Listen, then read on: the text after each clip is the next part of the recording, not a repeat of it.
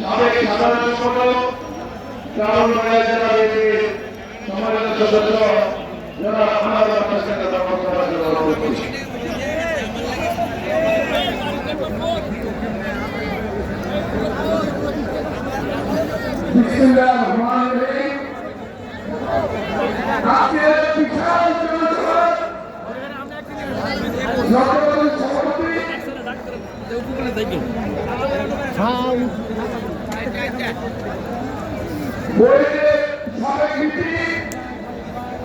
শ্যামল ভাই উপস্থিত আছেন আজকের অনুষ্ঠানের প্রধান অতিথি, যিনি এখন সিলেট থেকে বের হয়েছে, তারুণ্যের অঙ্গজ।